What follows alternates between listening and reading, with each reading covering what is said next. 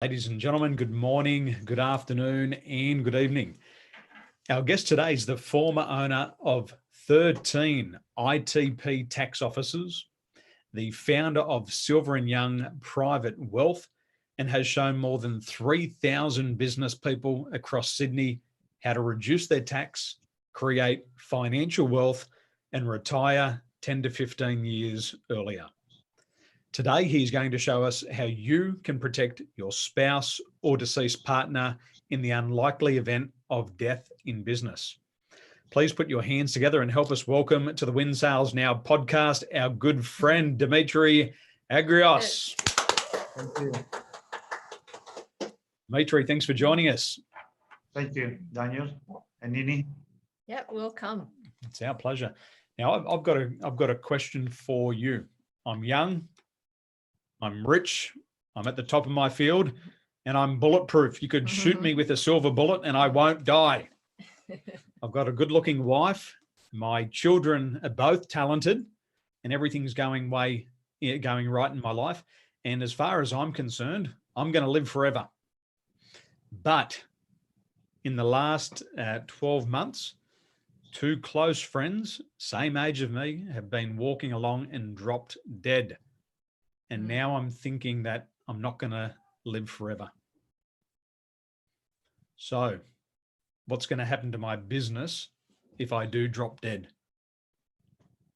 There are a couple of issues you have to address. Number one, that you are young, healthy, successful. This is a very good news.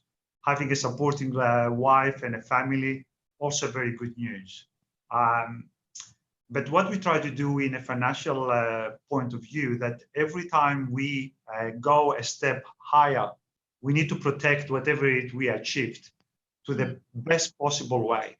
But what I'm trying to say is that every time you go one step higher to the ladder, you want to protect. So if you fall back due to any misfortune or unforeseen event, you don't fall back to where you started. You just fall back a little bit, but just not rock bottom when you started 20 years ago or whatever years ago. Now, are you married? You have two children. So if Daniel, of 40 years old today, was not married with two children, we'll have a different protection plan than a Daniel with Nini and two children. Now, if Nini is working, is a different plan that if Nini doesn't work and it's just a stay-at-home mom. So there is a lot of variable stuff that we need to consider to protect the really nothing bulletproof Daniel. And one of these reasons is that we try to protect Daniel in several ways. So Daniel, as a single man, not married, has less need to protect if something happens to him and pass away. But it's a lot more important to protect his income and his well-being if he's alive. So if, for example, a 40 years old man, something happens to him and has an accident, his parents will be grieving, his relatives, his brothers, his sisters. But at the end of the day, nobody expects to benefit anything for a single man. But you marrying and you have two children, there are three souls next to you, depend on you. Even if Nini is working and earning exactly the same money like you, still there are two vulnerable children and a wife or a spouse that depends on your financial well-being. So to take your, for example, position as you are now, we need to protect your life. We need to protect if you are disabled. We need to protect if you have an issue with producing the same income due to illness. And we need to protect if you have a major illness. But I'll just be a bit more simple. Say, for example, if your loan is $1 million, somehow you need to consider if something happens to me, what is going to happen to Nini and $1 million loan? Maybe you have $2 million asset and $1 million loan. So this $1 million loan, what happens? You want Nini to be debt free, You want Nini to sell the $2 million property or business, pay $1 million to the bank, and stay the rest of her life with this million and move on with her kids? So this is a question we throw back to you with some guidance from us, but you have to answer this question. Do you want to take this risk on your shoulders, or you want to give some of this risk to someone else by paying a premium? I'll just ask the boss straight away. Yeah, ask the boss. So I dropped dead. ask You want $1 million debt? No, Why not? that's a lot of money, Do you want somebody else to take care of it so you don't have to? of course. Maybe they should introduce this into wedding vows. Will you take me? And when I true. die, pay off all of my debts? That's great. No. Would you want? No. No. Now, you said something interesting there. Do you want to pay it for yourself, or do you want to transfer the debt to somebody else? Mm. How do you do that? Because now I'm thinking about it. Of course, I love my wife, so I don't want her to have to pay my debts when I die. But I've never heard of that. I'm ignorant to that. How do you do that? basically, it is a simple proposition. One is, for example, you apply for a life insurance to an insurance company. So if person A dies, this person, the beneficiary of his will, they will receive $1 million. And this is also a little bit more complicated when you have children. Okay, you have $1 million debt and $2 million assets, but you have a child who is 2 years old and another child who is 8 years old. So this is still have, say, the 8 years old has another 10 years before they start earning some money working in McDonald's or something, you know, as a teenager. And the little one has another 15, 16 years. So this is also a burden to the surviving partner. What's going to do with these children, especially if they don't have family support. Mm. And don't forget, this insurance and these policies and this protection, it doesn't apply if just something happens to Daniel. What about if Daniel is still fine, but something happens to Nini? Because if Nini is not there to look after your children, to look after your affairs at home, and have the peace of mind that you go back home, everything is nice, clean, tight, you have a cooked meat, protected, everything is fine. You can't do what you do. You can't travel the traveling you have. You can't concentrate on your job. You can't do late afternoon, early mornings, meetings, travel, because who's going to look after these two children? So really, it doesn't apply just to the main earner of the family. This protection applies also to the supporting family, which doesn't have a dollar value as dollars earned per year and taxed, but is an enormous support for you to able to earn this money, to able to do Daniel Tolson marketing company and explore and take your career path. Without this other half, you can't do it, having just the two children. So it is both sides. As you mentioned it, the both sides, it's something that you don't really think about. Okay, so I run the business, but what if my wife dies? Because what happens here in my office, Nini's really busy. She brings me coffee, passes it through the window, so I don't have to leave the desk. And people say, well, that's ridiculous. No, the time is so important that if I hop up and make a coffee, that might be 15 minutes out of my day. That's 15 minutes of time we can't serve our customers. My window also opens and hot food comes through. But now I've got to think about that. If I didn't have my wife helping me there's probably at least 2 hours of the day where I can't sell my time. And as a serious professional, I sell my time. Now, who gets the kids up to go to school? Who picks them up from school? That's another 4 hours. And that's not including parent-teacher interviews. I mean, that's a totally new insight. Now you know I'm very important, right? Oh, well, we're going to have the new question's going to be like this. Wife, how much do you love me? And the answer, the question will be, show me the size of your insurance policy. And the answer will be not enough. Absolutely. But I so think, this is, yes, Nini. Yeah, I just, when you explained that, I just pop up with one of the news last year, one of our Taiwan celebrity actor. He died in the heart attack. And then, as you said, he just bought a new home, $1 million debt. The wife didn't expect because the actor only 38 years old in the peak period. And then the wife was devastated because now all the debt is on her, and he has to go to the court and file a bankrupt. Like she said, I couldn't afford it because she doesn't have a job. What's the average period of time a widower can maintain their lifestyle for after the death of their partner? How long can they survive and maintain that lifestyle with no insurance? It depends on the repayments of the loans. It depends of the reserves, cash reserves, or other investments they have. Because you see, every loan, say every $1 million loan, it doesn't have exactly the same characteristics. And I'll explain. If your $1 million loan is attached mostly to your personal home residence, has a different character than if it is an investment property. Because the investment property, you receive your income from your rent, you have some tax deductions. So it's a little bit more different than if you just is a personal loan and personal debt.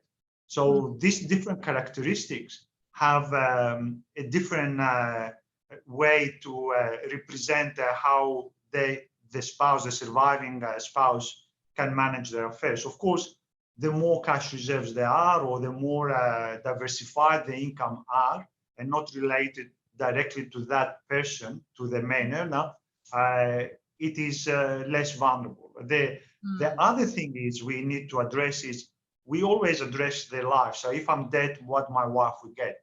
What about if I'm not dead and I'm disabled? And I cannot produce what I produce. I cannot fly around. I cannot meet people to the extent that I do. And then I'm bound in a chair, or in a wheelchair, or in a bed. Then you see, the death of a family member, it's very traumatic, and it is very, very, very, very significant, especially for the younger children. But eventually, it is a wound that slowly it will heal with a lot of scars for everything surviving, especially the younger the parent is. But at the end of the day, the wound will close slowly with a lot of scars sometimes, but it's still close, and the people surviving will move on. But if, for example, I'm 40 years or 45 or 50 or 60, and I'm not dead, I'm disabled. My wife has to look after me. My wife has to care after me. She has to stop working.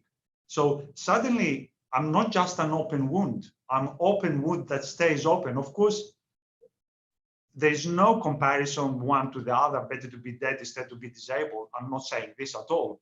I just state the fact that when I'm disabled, I'm a lot bigger burner for a longer period of time. Of course, the family will be happy to having me alive, but financially, it's an extremely bigger burden than if you are passed away and dealt with that, especially if you have enough covers. So which is called terminal permanent disability. So this is really for the person. So you still own a $1 million out of the $2 million assets, okay, but I'm not able to produce the income I'm producing. What's going to happen? The question asked to you, how we deal with this $1 million loan? Should I, again, take it in our shoulders? Maybe something happens to me, maybe not.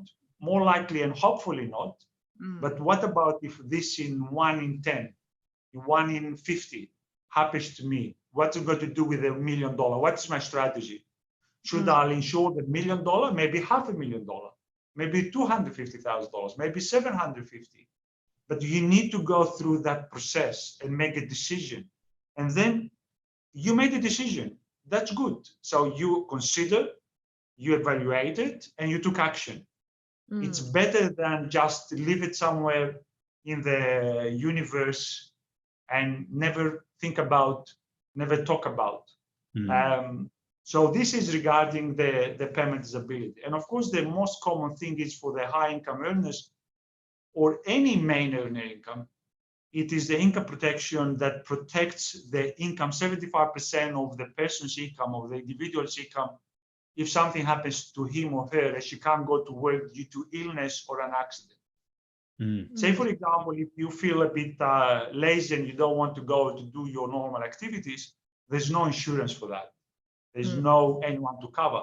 But if, for example, somehow you play water polo, I don't know, you play basketball and you hurt your back and you bound in a chair or in a bed for 6 months, how are you going to survive these 6 months? Do you have enough reserves to survive these 6 months or a year? If you do have enough reserves 6 months or a year to pay your mortgage, your food, your private schools or your public school fees or whatever it is, your expenses, then that's fine. You can take this risk on your shoulder. But if you don't have that funds, then you need to accommodate and say, okay, how much can I take on my shoulder? 50%, 30%, 20%? Nothing. Then you accommodate. We've seen over the years, working with a lot of business owners and high net wealth individuals, that they can make a lot of money, but they also spend a lot. And we've seen that a lot of high incoming individuals, their burn rate is less than 30 days. And what that means is if they don't get a paycheck in 30 days, they're going bankrupt. And it's quite surprising. We've been speaking to people who are businesses are being impacted by coronavirus. And some of these people, they say if those factories, their factories don't open up in China in 2 months, they're going to be bankrupt. They're losing $1 million per day. And we've been speaking to these people. So when these events happen in business, it's obviously going to impact me. If I die, it's going to impact Nini. How can I protect her, but how can I protect my business partner? You know, last year, a very wealthy individual in Taiwan, he started an airline. He went to America. He was on a holiday. He was in his private helicopter. The private helicopter crashed, burned. He's dead. What happens to the deceased partner? What happens to the business partner? How can you protect yourself here? There are a couple of issues here. When we go to business with a business partner, all of us, we hope and we wish that we're going to be millionaires and multimillionaires, and we're going to do very well. So when they come, these new business partners, to our practice, or to any accounting or financial planner, and said, okay, me and Daniel, we go in a partnership and we do this and this and this, and we are going to achieve this, and we have so much opportunity in this area. Everything is rosy and everything, it is really very, very optimistic. So the first question the client asks is, okay, in which structure we really can have these entities to pay less tax? And all they care about, I'm going to make so much money, and how can I save some tax? And of course, there are solutions to this problem. And most accountants, they deal with that, and they put the appropriate structures around the investments according to the needs to the new partners. The two other things that most people forget is partnership. It is like a marriage. It's a bit harder than marriage, because, allow me to say this, in partnership, there is no sex that smooth and easy stuff. You know, with the partnership, this part of the sex smooths the differences and smooths things and calms things down. So in the partnership, there is no this, usually, there's no this element. Usually. So this makes it a lot harder. So everything is fine and rosy when everything is good, and the dreams are really, really high, and all the optimism is there. But you need to have something else also. You need to have a shareholders agreement, how we exit from this partnership or this arrangement. If I want to sell because I'm older than you, or if something changed to me, or something dramatic happens to you and you change your values, you change your way of looking at life, and you don't want this high life, intense lifestyle, to be a millionaire or multimillionaire, to be someone very under the public eye. How is the exit strategy? So the shareholders agreement does this. We agree Now we are both on the same level, of both they want the same thing, that if you want to go out, this is the conditions. If I want to go out, this is the conditions. If something happens to me, this is the conditions. And we don't know if this condition ever come. We don't know if something happens to me or something happens to you, because we both of us hungry to succeed in this adventure. Yeah. Now the other element is, what about if I die? Do you really want to be partnered with my wife? My wife is a very nice person, but it has nothing to do with my core business, say marketing. She doesn't understand marketing. So she could be a scientist, she could be a teacher, she could be a doctor, very educated, very capable person, but nothing to do with my core business. You don't want her to be your partner, but she's going to inherit 50% of my shares. Then also the other side. My wife doesn't want to be partner with you, because yes, we have a rapport and you like me and I like you, but maybe you don't like my wife. Doesn't mean because we have rapport, our wives likes each other. Maybe actually they don't like each other, and usually they don't like each other because there is an antagonistic value, the antagonistic thing, because you're always at work, you're always with Daniel, you always do this, you always do that, and never see you, the family never sees you. So the wives usually don't like each other. So you don't want to be partner with my wife, and my wife doesn't want to be partner with you, usually. There is another thing. Okay, I died. The value of the business is $500,000, say $1 million for the business, $500,000 for my wife. How she can get this $500,000? You need to pay her $500,000 to get her out. Okay, who determines that it's a $1 million? Or we determine now. What about in 6 months or a year time? You say, no, the value of the business is not $1 million. You know, Dimitri didn't pull his way and he didn't bring this contract, and it's now 500. So I'll pay you 250. You like it or not like it. What she's going to do? She's going to employ experts, solicitors, accountants, drain money, fight. So the simple solution to that is a buy-sell agreement. And what is this? The buy-sell agreement, it is an arrangement that we say, if something happens to me, my wife, we get the value of the business through an insurance arrangement. So we insure my life for $500,000, and this $500,000, if I die, my wife gets $500,000, which is worth the value of the business, and my partner Daniel gets 50% of the business for $1 or for $2.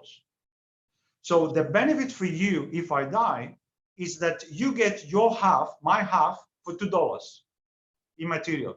But also the benefit is my wife gets $500,000 secure because it's an insurance policy.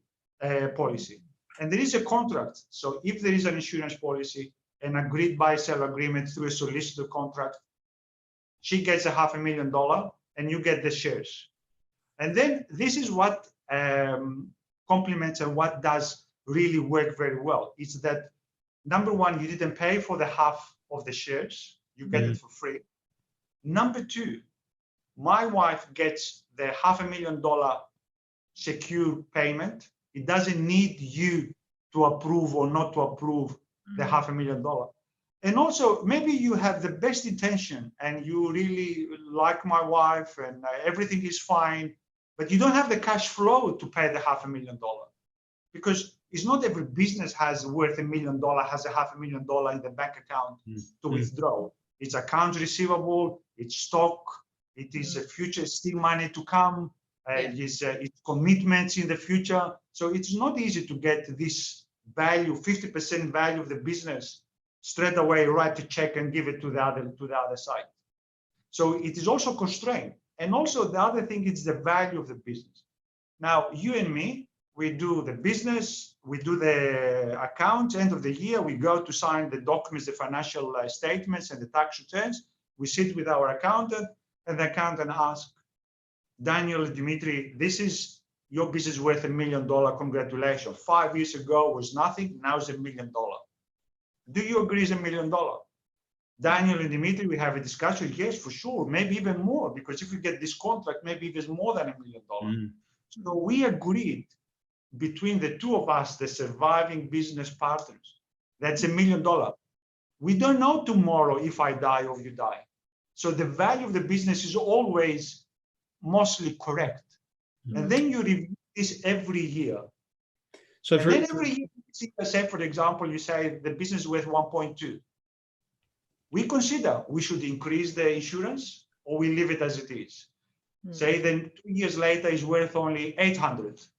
We should diminish the insurance policy to 400, or we should keep it $500,000. And this is a buy-sell agreement. Protects the business partner, protects the spouses. So for somebody who wants to learn more about a buy-sell agreement, how can they get in contact with you today?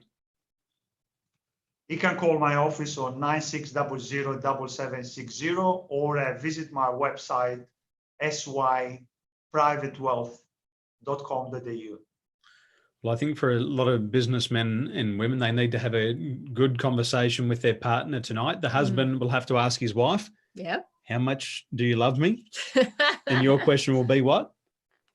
Show me your insurance policy. And let's see it begin. So ladies and gentlemen, if you are in business and you do truly love your spouse, and if you do truly love your children, you have to protect them and yourself. Inshallah, as we say, God willing, nothing will ever happen, but in the event, at least you're protected. And we recommend that you reach out to Dimitri today. Dimitri, thank you for joining us. One last thought. One last thought is plan for the best. Hope for the best and plan for the worst. Absolutely. Well, thank you for joining us today, and we appreciate you sharing your knowledge with us. Thank you so much. Thank you. Have a wonderful day.